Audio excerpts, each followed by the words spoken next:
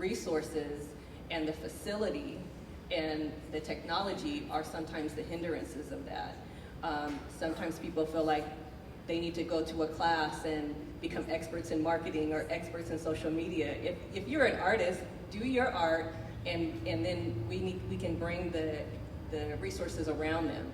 When you're talking about,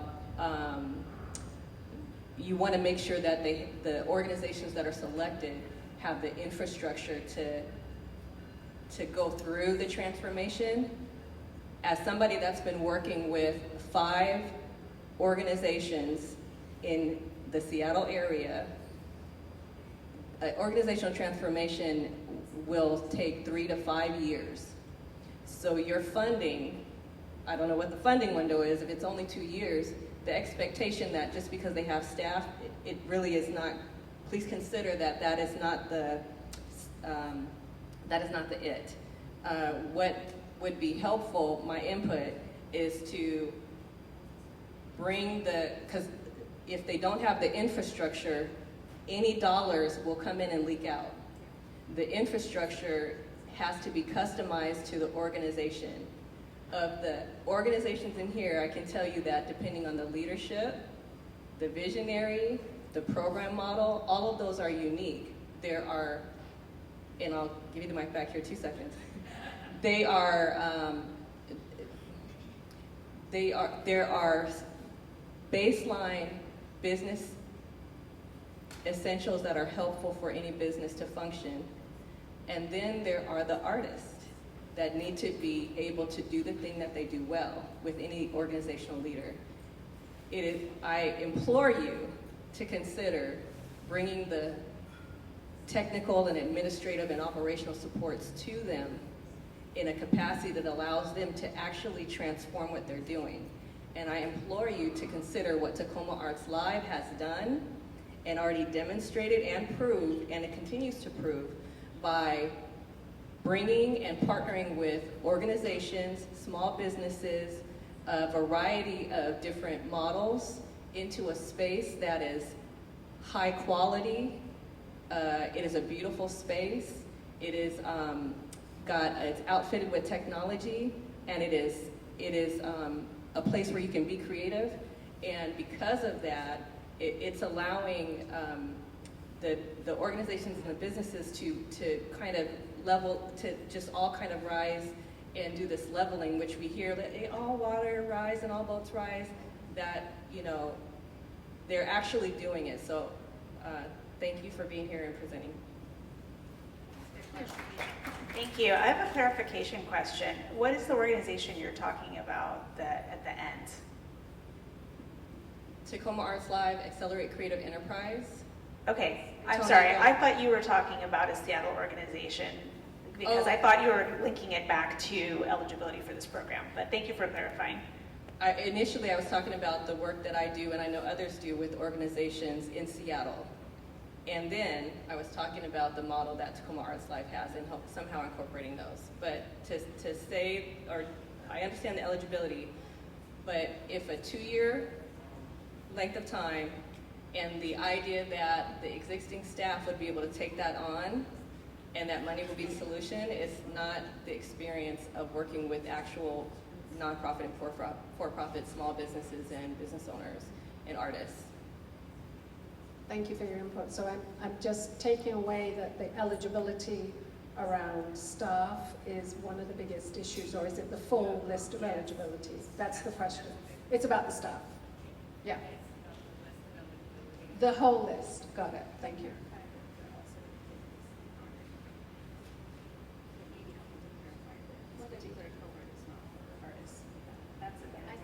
Yeah, I think what Priya's asking me to do is to clarify that this is not for individuals, this is for organizations. Right, that was clear. I think that's clear. I think she's talking about Yeah, I heard you say artists and small businesses, and I thought you were also talking about artists who are small businesses, which obviously they also are, yeah. So I just wanted to make that clarification because I thought that is part of who you were talking about. I'm talking about specifically 5 organizations that I work with personally and a handful of organizations.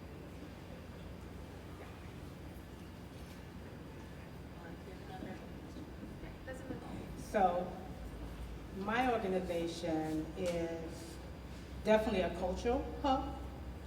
That I recently got a 501(c) because we have identified historically that we've been in existence since 2000, that we are a race and social justice oriented studio. The arts has historically been the defining of a people and of history. And where we're at right now for politically, that many 501(c)s, if they have EDI, if they have race and social justice, they're not getting their 501(c). And that has been across the United States, all the way from Seattle to Houston to New Orleans, and completely on the East Coast that I've been talking to organizations that have not been granted their 501(c) because there has been AI searches talking about if they're doing equity work, that they don't get the funding.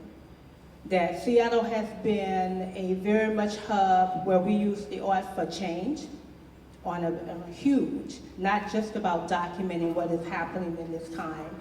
And that I think that if we get into a situation where organizations that are strong enough and bold enough to take on what's happening in the United States now, and that they are declawed because they don't have a 501(c).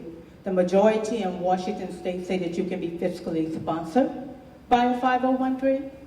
But for the organization to last year, we went from people who said that they got their 501(c) in about the beginning of the year, maybe 5-6 months, to over a year when they came in.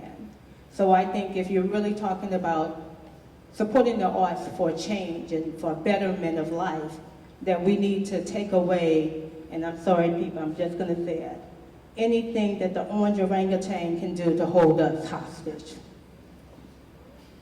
And if y'all don't know who, and if anybody don't know who I'm talking about, after the meeting, come see me. Thank you for that input, and we'll take it on board. Hello, my name is Paula Madrigal. Hello, everybody.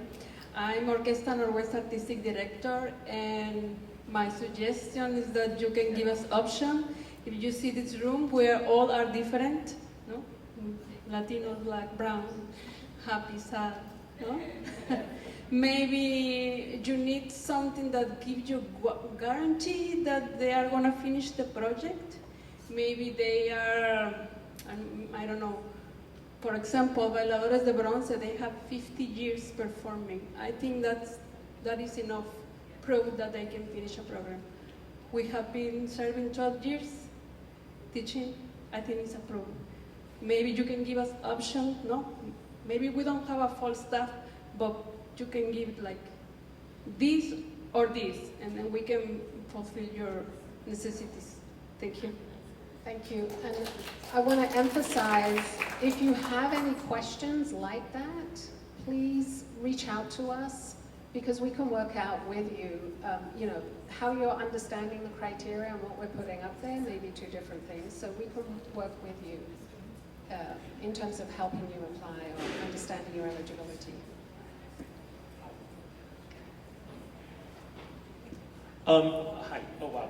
My question is if you could give some idea of the scale of the funding and where are the funds coming from? Yeah, so the City Council approved $2 million in the last budget to do this work. Obviously that's for the entire, and that includes staffing and everything else. So that's the scale. And then, what was the other part of your question? That was it? Where is it coming? It's the City Council. Yeah. It's from the admissions tax. So our office is funded through admissions, and that's where the money's from. Hi, my name is Mandy Pierce. I work with Rain City Rock Camp. I'm in the arts, but I'm going to take a leap and say this cohort is less than 5% of the people in this room. So my question is for the Arts and Culture Office. It's clear you got us all here. We're all here. We want to be here. We want to meet other orgs. So my question is, outside of this cohort, how can you leverage the fact you got us on the space to like connect, not just see a presentation and learn about funding, but like hear what other people are doing? And I would just love to know what the Office of Arts and Culture's plan is for more of us to be together and facilitate conversation and like shared spaces and shared resources so that we Thank can you. better utilize our time. Yeah, so thank you for that question. As we've already mentioned, we are planning for those people who don't get to be in the cohort to have all of these engagement options. And the cohort members will be involved too. So we didn't want to go into a lot of detail there because we're still working out what those specific things are. But there will be learning opportunities because we didn't want a situation where a tiny group is just learning and everyone else is left out in the cold. We want to bring everyone along and engaged as well. So yes, the answer is yes to that. We will be doing that. We're not going to come out with the details until we've worked those things out. And we know who the cohort is. So, yeah. Do you want to say anything, Priya? I don't, as not a member of the Office of Arts and Culture, I don't think that I am equipped to add anything So to it's that. woven into the structure of this program. So thank you. Thank you again. I'm Kim with Executive Director of Windsor Change Alliance.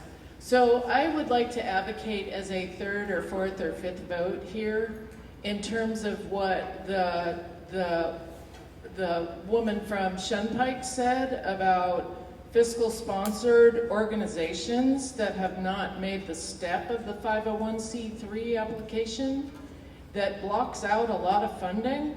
And also that's a huge organizational shift for an organization to take that on following the governance requirements and so forth. And I think if you don't consider that as part of your cohort now, I know we're only a few days away from the LOI, but that's going to cut out a lot of community and not just BIPOC, but others as well. So then it ends up being, again, reflective of funding. A lot of the big organizations, and I'm not saying this out of disrespect, I'm respectful, but it's like when grant funding is given to the Seattle Art Museum or the Seattle Symphony, they get thousands of dollars and then a small organization just gets a few because they're not big enough. But who needs it for doing the programming reflective on the ground that is as big as a Seattle Symphony concert? So I am going to advocate for that because I think that's a huge missing piece that will support a very diverse group of organizations. I think you're missing a huge big piece. So, you know, because we hear rhetoric of race and equity, but a lot of the time that's not really what's happening. So thank you for listening. Thank you for that advocacy, and as I mentioned to the comment earlier, we're going to take that on board and we're going to talk about the 501c designation and considering fiscal sponsorship. And staffing. Yeah, I think I agree with everyone here. I think that the eligibility requirements, while I understand that there need to be some in place, I would implore you to think about the flexibility within those requirements, because as an organization, I'm the executive director of a small organization. I'm the only full-time staff member. I'm our first executive director. It's called Mini Mart City Park in Georgetown neighborhood. We've been really successful and incorporated in 2013, but only opened our doors in early 2022. So I have a specific question about the 7-year operational clause and eligibility, but I feel like we have been constantly transforming since we incorporated, and I see a program like this would be hugely beneficial to foundationally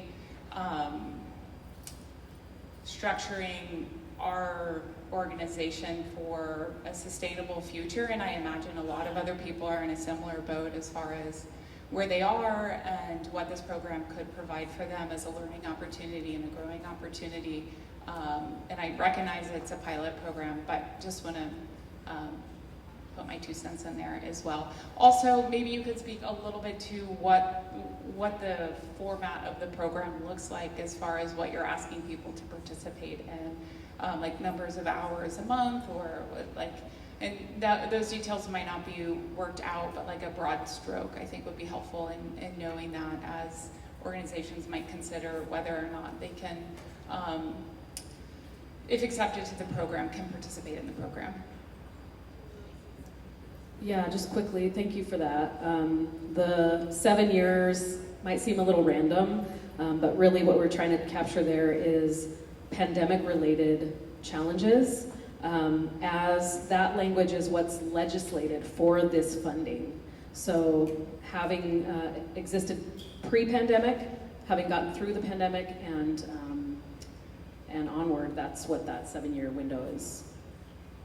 And just to explain a little bit, it took some lift to advocate for this funding, and it was based on some research we did, asking organizations, how are you dealing with the tapering off of federal resources? What are you looking at in terms of the money drop? What's going to happen to you? And that was it was a very sort of small touch, let's figure out with our grantees what's going on, that we took those results and said, we've got to do something more sustainable, because there's been too many sugar highs. People have been given resources, and those resources disappear without any expectation or ability to, structure them in a way that you can continue to survive and thrive. So that was the argument, and therefore our legislation is tied that way. So we're under those rules as well. We have to report back on those things. But there were other elements to your question, and I want to make sure, Priya, you can answer them around time. Yes, well, as we've talked about, it's hard to give an estimate now because the program is tailored to the individual organizations. So, for example, it might be that half the organizations would benefit from leadership coaching, and the other half don't need it as much, and so they wouldn't be involved in the coaching. They would be involved in some other aspect. So unfortunately, it's at this stage, we anticipate it will require enough time that we are thinking about the organization's capacity, and that we think that it would require commitment from staff and board. But I think it'll be a future phase of program design where we'll have a better sense of how much time that will be. I can say that we're thinking that we would probably do a couple of in-person, like larger in-person convenings, and more virtual, gatherings in between that are frequent. And then some of those might involve some training. Some folks might benefit from a certain type of training, while other folks wouldn't need that kind of training. So there's some things that are up in the air until we see what organizations apply with and what kinds of supports they feel like would be useful to them in their transformation. Hi, my name is Jess Pena-Manalo. I'm the Executive Director of South End Stories, and I just want to touch on something that I'm noticing and perceiving in this moment.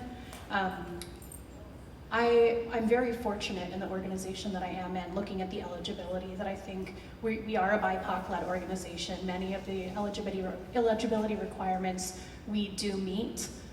So I just want to say, from the perspective of someone who meets those eligibility requirements, I share all of the thoughts that folks have said here. I think that a harm that I would like to just name in this space is that many of us are coming to this space like, I see so many people here that I would love to collaborate with, and that we've been trying to collaborate, hey!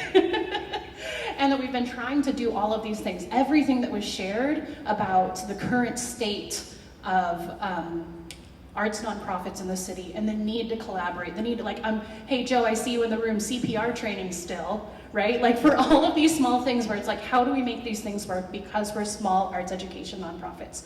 All of those things are true, and all of those things are everyone in this room, all of the people that have left also need. And we're coming into a space and we're like, okay, not letting my guard down yet. We're talking about the things that are needed. Okay, a lot of people shared like this isn't news. This is something that we've needed for a very long time. And I think the hyper competitiveness of this, knowing that there are far more than 9 to 12 or 12 to 16 people in the room, and we're just one person from each organization that are going to be able to have access to these funds, but there's like a harm. There's a piece of trust that is broken, and like, okay, so we're saying that it's not hyper competitive, but it really truly is hyper competitive, and the conditions under which we're saying eligibility is defined are all of the things that as marginalized people, as people that have to deal with oppressive systems, we have not had the ability to access. You can say that you are about BIPOC-led leadership, but if BIPOC communities in the city of Seattle haven't had the access to resources to be able to get 501c3, that haven't been able to get the funding to have more full-time staff, it's like my wife was telling me they went to business school with a bunch of affluent white boys. And they were like, these kids are talking about their stock portfolios, and I'm like, who? Who's she? You know, it's like when you already have the resources to be able to gain more access to capacity building, I think that's who this is going to serve. And if we're not working with the smaller communities that haven't had access to meet all the eligibility requirements on there, we're perpetuating the same systems of harm that we're talking about dismantling.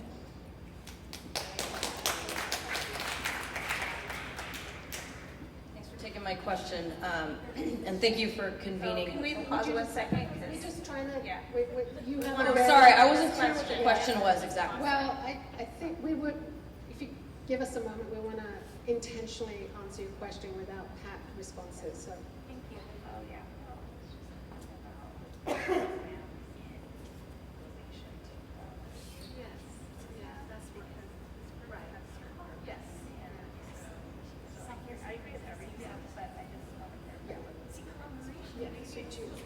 I'm wondering, okay.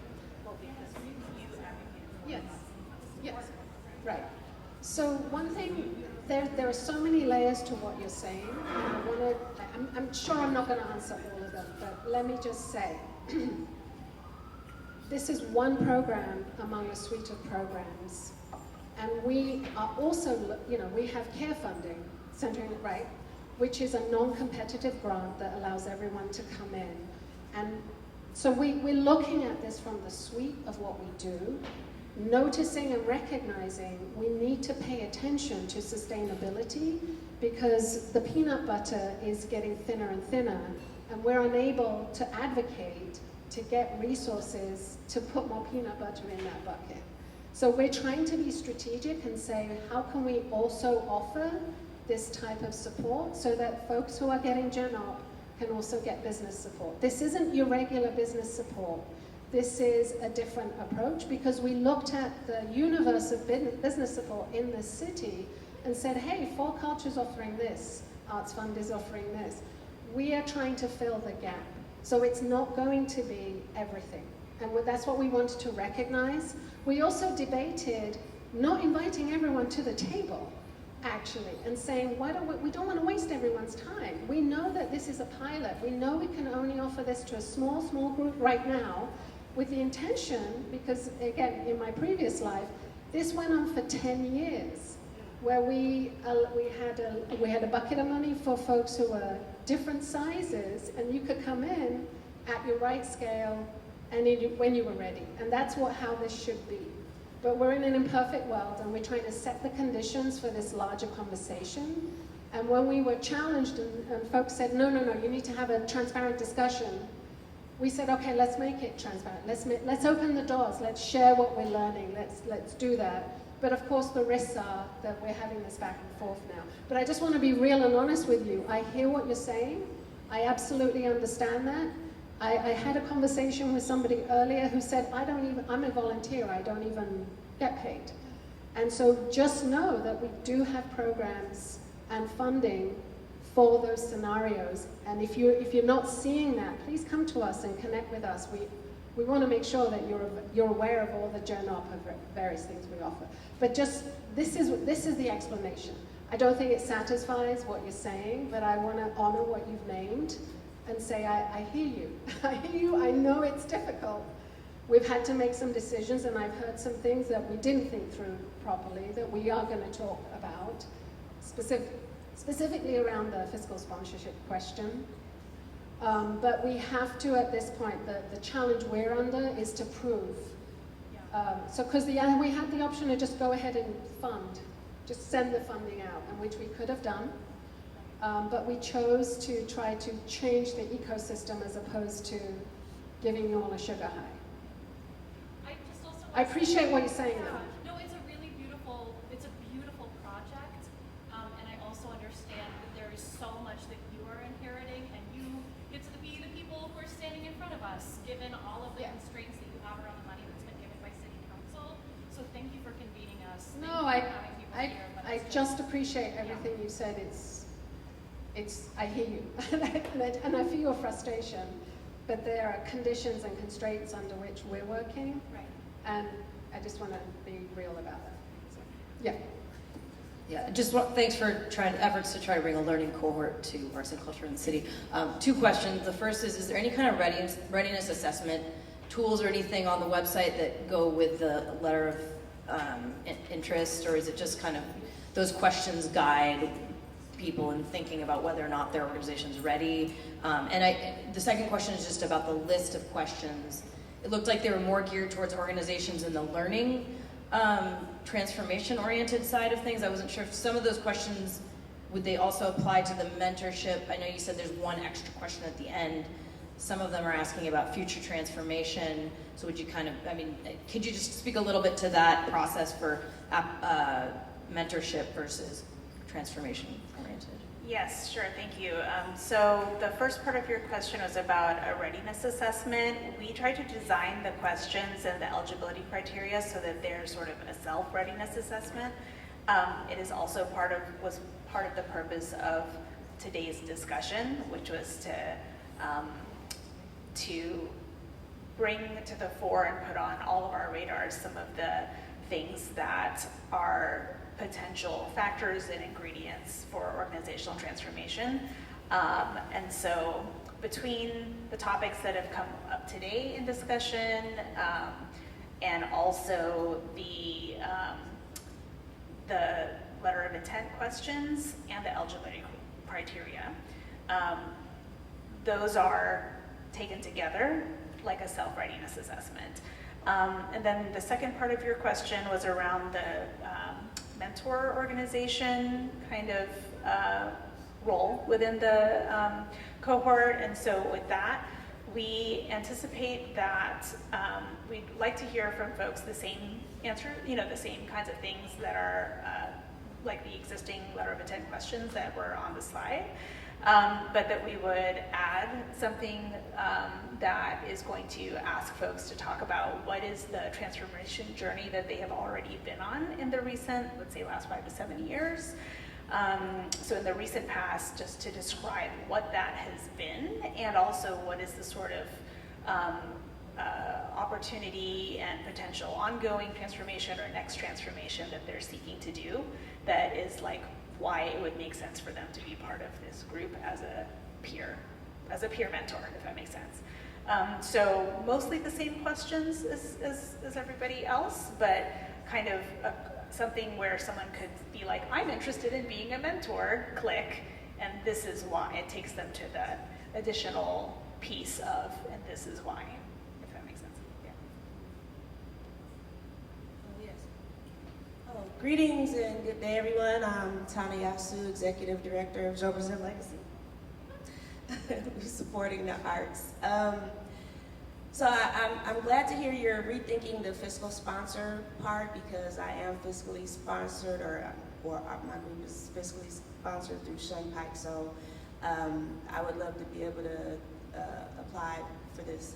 But I just want to say thank you for this. Thank you for the transparency, and knowing that transparency doesn't always mean happy and I mean, this is transparency, good, bad, or ugly, it's there. I mean, and many of us that has been working in these sectors know that sometimes stuff's just put out, this is what it is, you didn't get any input, you didn't know what's coming down the pipeline, this is it. And it's almost more like grant situations, basically. But this is like being a cohort, so it is something different, it's new. So it's probably gonna be uncomfortable for a lot of folks. So I just want to try and appreciate, you know, what is happening with this new thing, with this change, and I appreciate you're having this listening session and you're taking what we're saying, and, you know, whether that means you pivot, not necessarily into that, if you know, pivot with this first cohort, you know, there's potential for more cohorts in the future. So then it could probably be for organizations that aren't with all of the eligibility. I see that you see that's what the people are saying, what we would like to have. And I don't know if I heard, like, I know we would get basically consultants helping us with our transformation, and I didn't hear, like, so there'll be there's the wraparound basic services, but also monetary help. How is the monetary help determined? Is it based on what our budget has been or what we forecast we may need as we are doing the cohort? We'll start figuring that out. Just wondering, like, what's like the financial support? I don't know if I missed that or if anything was said. There you go. Thank you for all of that. Thank you for acknowledging the transparency, hand in hand with discomfort piece. With the budget, so we anticipate it'll be kind of both and of what you just said. So kind of somewhat based on what is your organization's budget, but also what do you think you'll need for the transformation that you're seeking to make. And so that we also are thinking that some of it is going to be flexible, unrestricted, like a portion of it, but some of it might be restricted, but just restricted for the kinds of things you are feeling like we're going to need to do this. So that is a little bit up in the air still, but it's because we wanted to be informed by what the organization says, here's what we need and what we think we want to do. And similarly, I think another part of your question was about the consultant, like the wraparound support, what does that look like? Again, it's somewhat yet to like TBD based on what each organization needs and what that group of cohort, the selected cohort, ends up needing as well. So for example, some of that is going to happen from amongst our Road Openers team, which includes folks who have, who are, folks who've worked with visual arts organizations, supporting them with literary arts, with film, with performing arts, a range of with various cultural arts, different kinds of institutions, history, heritage, etc. So our team includes folks who have various expertise in that kind of support and consulting and strategy and business and operations, those different kinds of things. And then some of it might be, well, maybe a group or even a particular organization needs X type of training or very specific support. And so if that's not already existing among the Road Openers led team, we will work with whoever it is to bring them in to provide that type of training or other type of support. Does that make sense? So it's like a lot of it we anticipate will be from amongst the team, but we have the flexibility, fortunately, to bring in who we need depending on what you need. Can I say one last thing? Thank you so much for that as well. And you're right, it is uncomfortable being up here. We knew that there'll be a lot of questions and concern once you saw the criteria. But one thing I wanted to also share is, I think what we're asking everyone to think about is the good of the whole. That in some ways this isn't for everyone, right?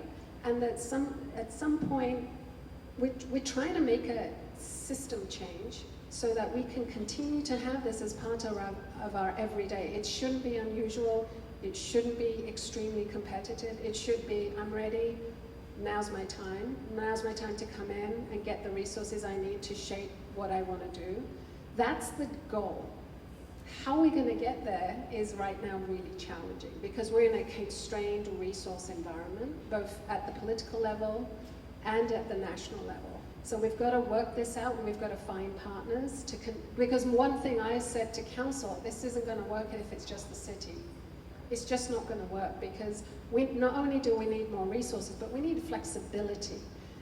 And then the other part of it is that you can't give wraparound support when you have so many people in one cohort. You've got to, in order to have that care and that wellness piece, you've got to have a smaller group that's going to get to know each other. But it's the repetition that will make the difference. So that's where we're striving right now. That's where the vision is to get to the point where we can tell our, show the people that fund us, this is worth doing, and that it's worth doing again and again and again. And this is the solution. It's not lurching from crisis to crisis, as we've been seeing organizations do in our community, like having a crisis and people run in, try to put out the fire, or turn around and it's still on fire.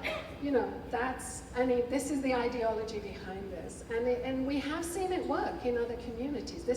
But that was a long-term commitment, and it was done with a lot of private money as well. So that's one thing I just want to make sure that you see the line we're trying to walk here, I hope.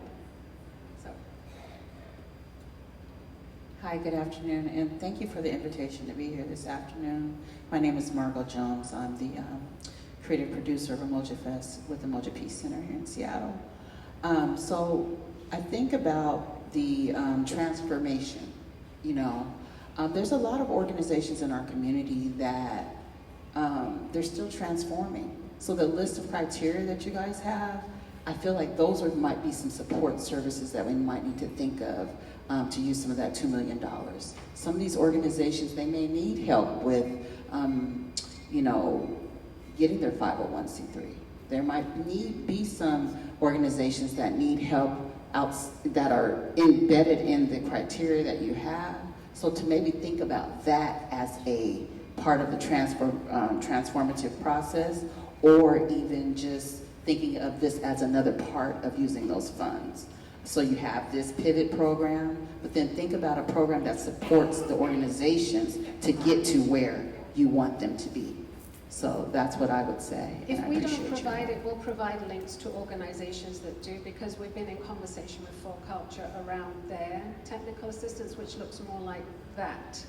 It's, yeah. Grants that help support. Correct. Yes, exactly. Yes. That's information that we should partner with Yeah. them to share that information, because there are businesses that are trying to reach. Exactly. Yeah. So, yeah. And thank you for that, because what I realized that I did not mention earlier, I don't think any of us mentioned in the presentation, is that as part of the research, one reason we did the research into what other funders are doing is to understand what's available, so that two things. One, we don't duplicate this program doesn't duplicate something that's in existence. It's adding something new or complementing what's in existence, but so that we're also aware of some other things that are available in case we can point folks to those things and make them aware if they're not necessarily aware of what's available. And potentially, if any of those make sense to weave into this program, like I was just saying to that question about, what's nice is we have some flexibility to kind of bring in things as needed. So this helps us be aware that, so-and-so is offering this kind of support, and so-and-so is offering that kind of support. So if a subset of the folks in the cohort need it, that is an opportunity to partner with whoever it is. So anyway, that's a key piece of why we looked at that in the research, was to not duplicate, to make this complementary and its own niche, but also to look at things that could be connected to the program, if possible. Was there a dollar amount have you put a dollar amount to these 16 individual groups? Has there been a dollar amount that has been made to say, okay, this is what we're thinking, what will happen, because that's important for people to know too before they know. So you mean if it's worth it to them in that, and just keep it under, Sure. And I think Priya mentioned that it's about working with the organizations once they're in to know what their needs are. But if we averaged it out, I think we got to 170,000. Like we could fund each organization. 120, sorry. So that's kind of what we're talking about. Is that annually? Is that for the two? Yeah. So each year. So that's but then, I don't know if that's what everyone will need. So that's how, if we averaged out the numbers, yeah. Hi, my name is Zheng Wang. I have a small organization called There's Against Seattle, and we're several levels away from that list, so I'm not even looking at that. But I will say that our organization, we're probably never going to get to that level for one reason or another, and I think that's fine because there are hundreds of organizations probably that operates on this level, and I think not only is that okay, but I think that is actually a very critical part of the arts and culture scene. And that doesn't mean we're not growth-minded. That doesn't mean that,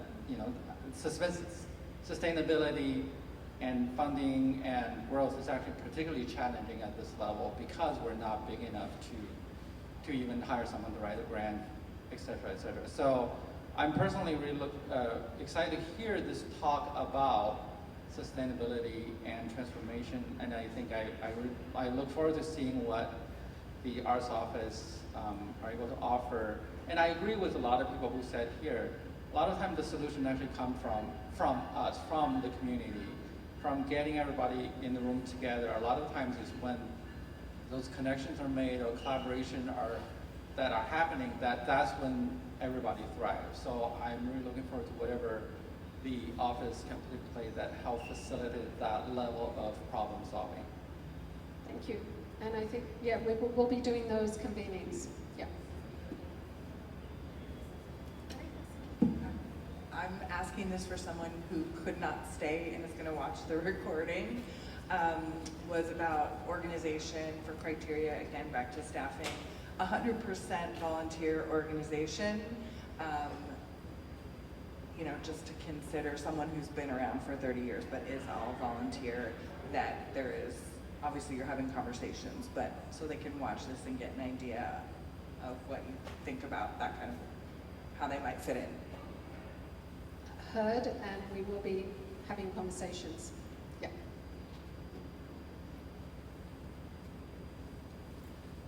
Any more questions?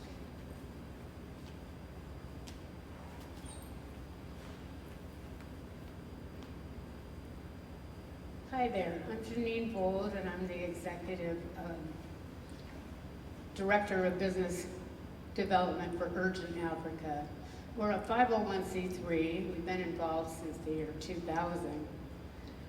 But in 2015, the need to assist the eldest child in Kenya because their parents were dying of AIDS changed. And one of the staff members handed me the box of retired to Mexico, and I'm like, oh God, what am I supposed to do with this?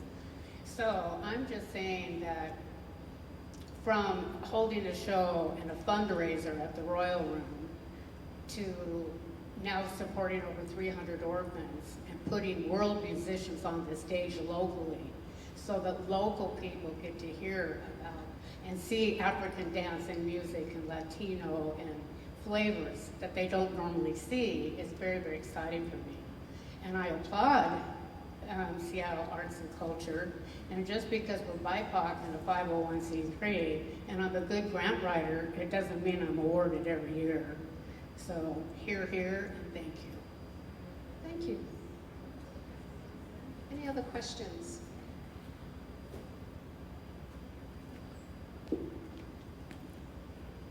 Hi, my name is Monique Franklin.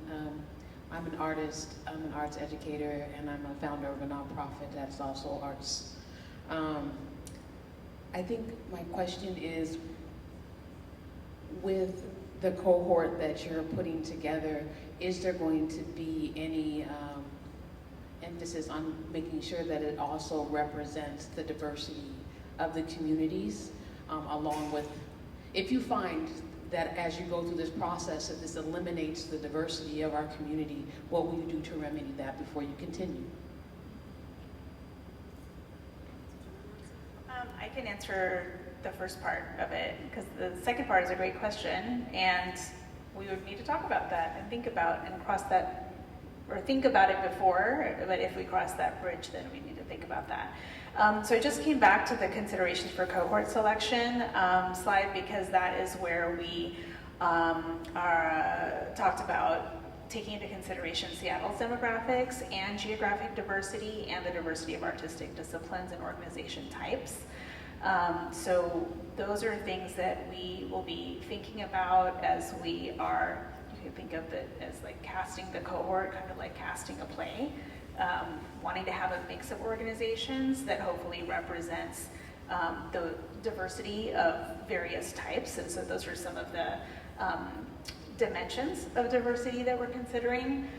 The question of what would happen if we are going through the process and we are seeing that that diversity is not there, that's a great one. And I think we would, it's good food for thought and conversation in these coming weeks to think about how to remedy that if we're not seeing it. Thank you. I really appreciate you taking the extra time. I know I used to be the equity and belonging manager over at Zillow Group in addition.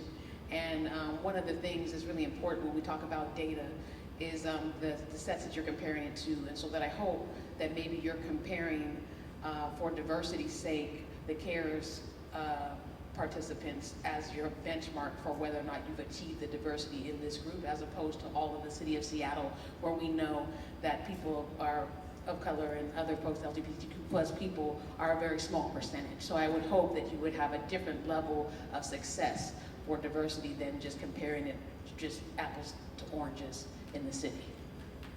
Thank you. That is a great thing to lift up for our consideration. And we actually are thinking of the CARE and CFF applications as kind of,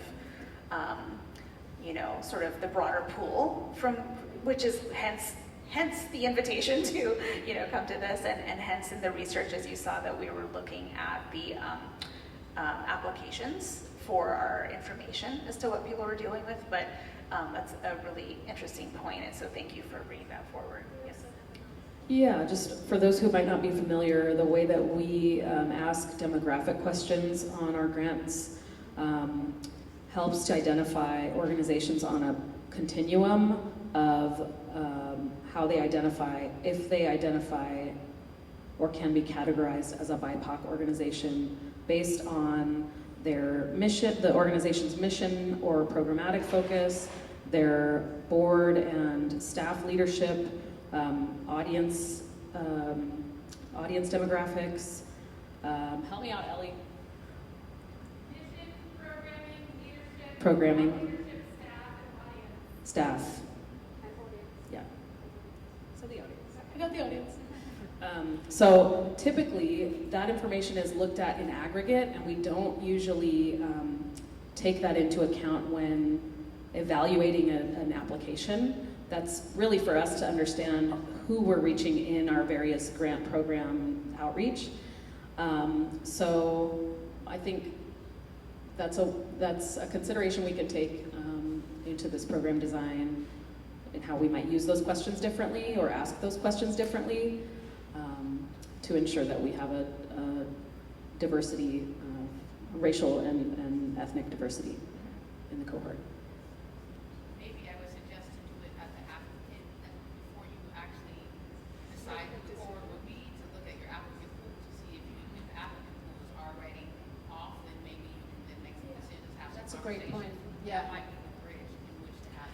Yeah, I think I agree that would be a good stage to look at it. One thing I just want to kind of bring forward based on what you just shared is just kind of I was going to say a reminder, but you can let me know if I'm getting this wrong. But I think it was mentioned earlier that the CARE grant opportunity is a non-competitive grant. And so that is a key difference with this program because we want the grants to be large and meaningful, and we want to have the personalized wraparound support. That's why the cohort is small, and which also means it is going to be competitive. Like, it can't be a non-competitive process like CARE. So I think that is one factor to consider, in that we may not be able to reach the same kind of diversity of the CARE applications because that is a non-competitive application. So it's much broader because it's meant to fund as many organizations as possible, which is a different purpose for that mechanism than for the pivot, which is to provide as much financial and hands-on individualized support as possible. And I think I just want to elevate, just because it's not competitive doesn't mean that there aren't standards for that grant that people meet, right? So although they still have to meet certain standards in order to be awarded the CARES grant, which also will probably be some of the standards that would make it competitive for this grant. Yeah, I hear what you're saying. That's a very rigorous application. I mean, even though it is non-competitive, the application process itself is a hill you have to climb. No, I hear you. Yeah, and there are standards. Yeah. We'll talk more internally rather than spending everybody's time. But I appreciate your point and looking at it earlier rather than later. Yeah. Yeah. Yeah.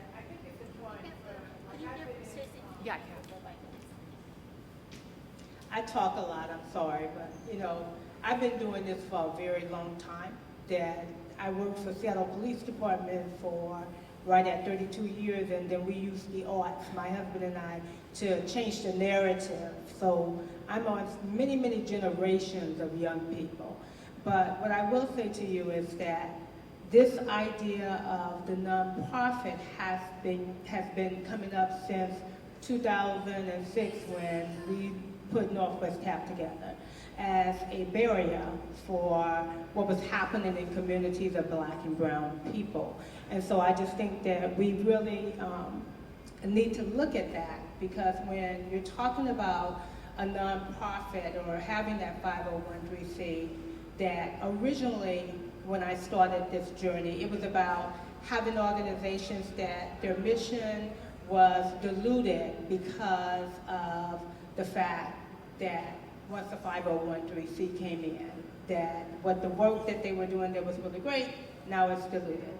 Now what's happening is that 501(c), and I can't say this enough, is an X on the back of organizations that are trying to make change in communities that it is desperately needed. Because the moment if you don't have it, you have to go through the federal. And this city of Seattle has already seen that federal funds have been put on hold, just the beginning of it. And then the backlog of not getting, if you do anything that's racially, talk about racial, education or anything like that. So I think that if we're really looking at wanting to be a change maker as Seattle, that we need to really take that into consideration of that 501(c), because if you look at the majority of the states that come out of Washington State, they say that you can be fiscally sponsored. And I was sitting on those committees where they talked about why that was so important, because of the very fact that we wanted radical change and inclusiveness in the state of Washington, and that it wasn't happening when we were mandating that people have a 501(c). So just to be clear, our CARE funding does not mandate 501(c)(3). Yeah, so just this particular grant, yeah. Which is a funding that's going to help organizations really get on track of how they operationally function. Okay? Yeah. So we already know that this grant is about people who haven't had the training, who haven't had the opportunity to sit at the table, who don't have the big board members that are helping and navigating them through the process, to have a organization that is effectively run.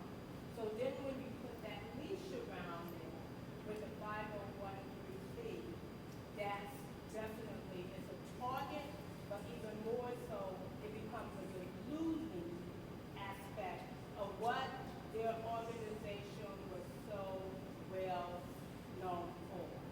Support of people who didn't have the tools.